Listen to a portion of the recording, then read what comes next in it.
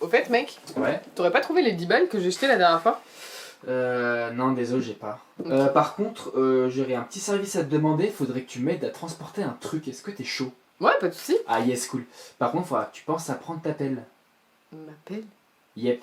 Ouais, parce qu'il faut creuser. Vous creusez? Ouais, ok, si tu veux. Eh, mais attends.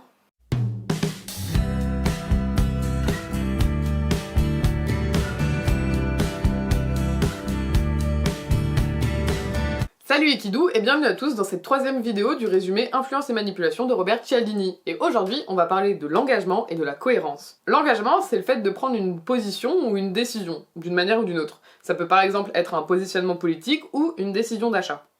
Et il s'ensuit de la cohérence, qui est le fait de rester fidèle à son engagement à l'avenir. Le besoin de cohérence est très fort chez nous parce qu'il est extrêmement bien vu par nos pairs. La cohérence est considérée de pair avec la force de caractère, l'intelligence ou encore la rationalité. Et c'est parce qu'elle est si félicitée qu'elle est si importante et que donc ça nous arrive d'en faire preuve de manière systématique. C'est pour ça qu'après avoir pris un engagement, on est poussé par des pressions internes et externes à continuer dans la même direction. Prenons un exemple rapide histoire de bien comprendre. Il suffit d'observer les parieurs sur les champs de course. Encore quelques secondes avant de parier, ils doutent de la victoire de leur champion. Mais une fois le pari posé, le doute n'existe plus. C'est mon champion qui va gagner. Le fait de parier, c'est prendre un engagement envers la victoire du cheval. Et par conséquent, une fois l'engagement pris, la croyance suit en cohérence avec le dit engagement. Comme je l'ai dit précédemment, il nous arrive de faire preuve de cohérence de manière systématique. En somme, on arrête de penser et on agit juste de manière cohérente. Ce qui, comme pour tous les autres comportements stéréotypés et automatiques qu'on a rencontrés et qu'on rencontrera dans ce livre, a ses bons et ses moins bons côtés. C'est super pratique parce que ça nous évite de remettre en permanence nos choix en question. Mais d'un autre côté, on peut du coup s'en servir contre nous, mais ça je pense que vous commencez à le voir venir. Si c'est l'engagement systématique qui est la base des techniques de manipulation qui en découlent, c'est l'engagement qui est recherché. La technique du pied dans la porte est l'une des techniques de manipulation les plus connues. Mais oui, du coup, pied dans la porte, porte au nez, bon, il y a un schéma qui se dessine quoi. Elle prend sa source dans le principe de cohérence. Et l'objectif est très simple, vous faire prendre un engagement, le plus petit soit-il, et le reste suivra. En 1960, Jonathan Friedman et Scott Fraser se penchent sur cette question en réalisant plusieurs études, dont la suivante. Elle prenait place dans une banlieue résidentielle de Californie et se déroulait de deux manières. Dans le premier cas, un enquêteur se présentait comme travaillant bénévolement pour la sécurité routière, et demandait alors aux habitants s'ils étaient d'accord de mettre devant chez eux un giga panneau avec écrit dessus « Prudence au volant ». Prudence au volant! Tout en montrant une photo d'exemple d'une maison avec ce giga panneau. Le truc c'est gigantesque, c'est méga moche, genre vraiment personne ne veut ça chez soi. Et en effet, presque personne n'a accepté étant donné que 83% des personnes interrogées ont refusé le giga panneau. Dans le deuxième cas, un enquêteur passait, toujours en tant que bénévole pour la sécurité routière, et demandait alors aux habitants s'ils étaient d'accord de mettre un petit panneau de 20 cm² dans leur jardin avec l'inscription « La demande du petit panneau est quasiment tout le temps acceptée. Et c'est alors 15 jours plus tard qu'un enquêteur toujours pour la sécurité routière revenait dans les familles qui avaient accepté le petit panneau pour cette fois leur demander s'ils étaient d'accord de mettre un giga panneau dans leur jardin.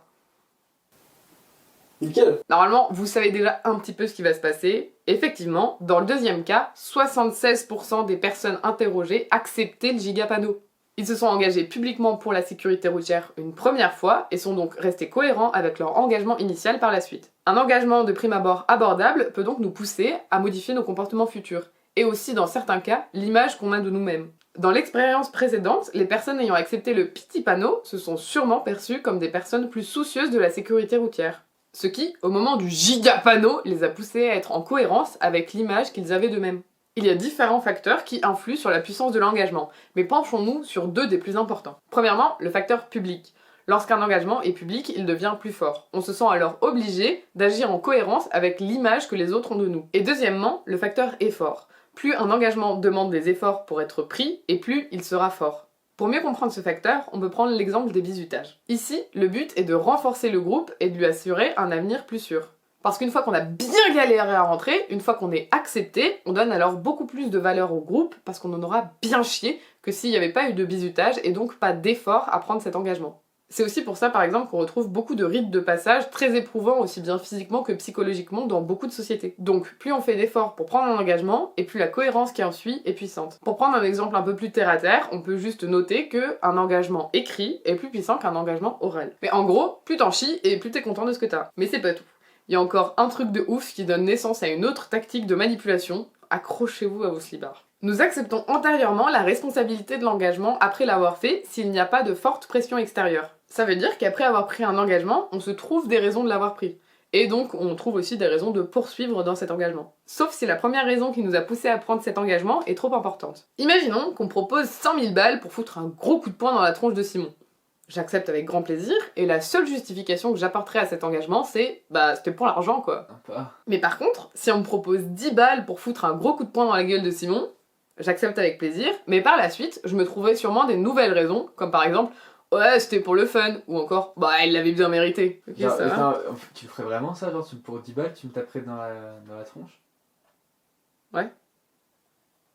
Bien sûr.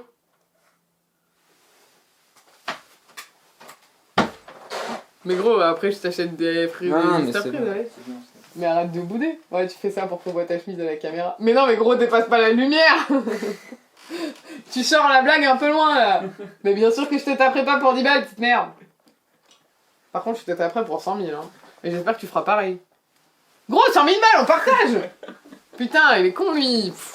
Mais après, je te paye toutes les glaces que tu veux, gros. Les glaces. Tous les cappuccinos du monde, mon pote.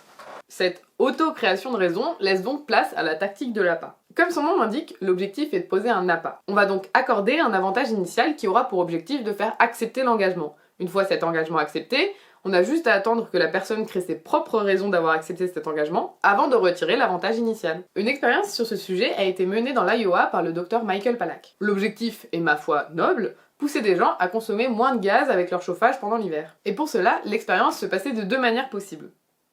Je me répète un peu là, non ?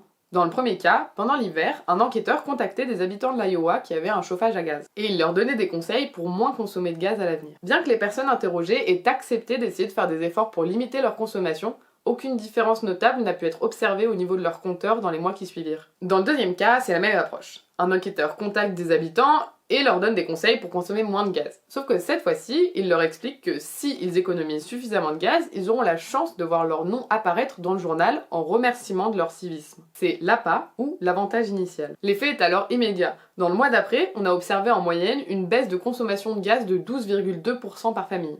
Le fait de voir leur nom dans le journal les avait donc motivés à faire des économies de gaz. Sauf que, à la fin du premier mois, tous les habitants qui avaient été contactés reçurent une lettre leur expliquant qu'ils ne pourraient finalement pas mettre leur nom dans le journal. L'appât, ou l'avantage initial, est donc retiré.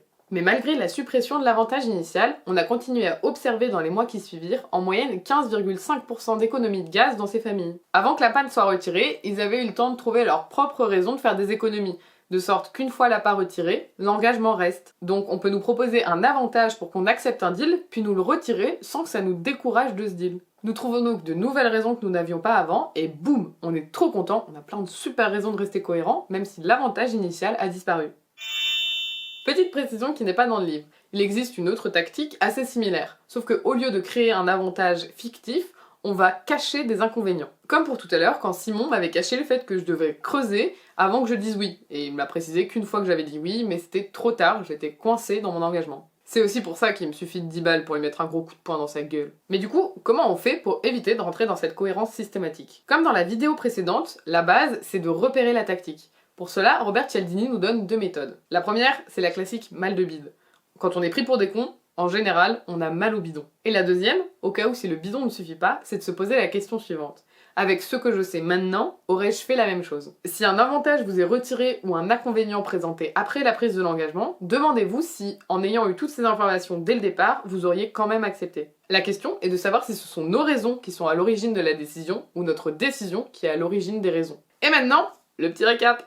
L'engagement, c'est prendre une décision ou une position. La cohérence nous pousse à rester dans la lignée de nos engagements précédents. Et vu qu'elle est très importante, il nous arrive d'en faire preuve de manière systématique. Le pied dans la porte se sert de l'importance de la cohérence après un engagement pour nous pousser à continuer à agir de manière cohérente avec cet engagement initial, aussi petit soit-il, nous limitant ainsi dans notre liberté à choisir pour les décisions suivantes. Il existe des facteurs qui influent sur la puissance d'un engagement, tels que le fait qu'il soit public ou l'effort fourni pour le prendre. La tactique de l'appât consiste à nous donner un avantage afin de nous faire accepter un engagement avant de nous le retirer. À l'opposé complet, on peut aussi nous cacher un inconvénient qui ne nous sera dévoilé qu'une fois l'engagement pris. Et pour se protéger de ces techniques, il faut d'abord les percevoir pour ensuite faire son choix en tout état de cause. Soit en écoutant son bidon, soit en se demandant si en ayant toutes les informations qu'on a maintenant, nous aurions fait la même chose. Merci les kidous d'avoir regardé cette vidéo, n'hésitez pas à vous engager envers la chaîne en likant et en vous abonnant, et on se retrouve très vite pour le prochain épisode de Influence et Manipulation, le livre pour être moins des pigeons. Oh, un nouveau piaf. A plus.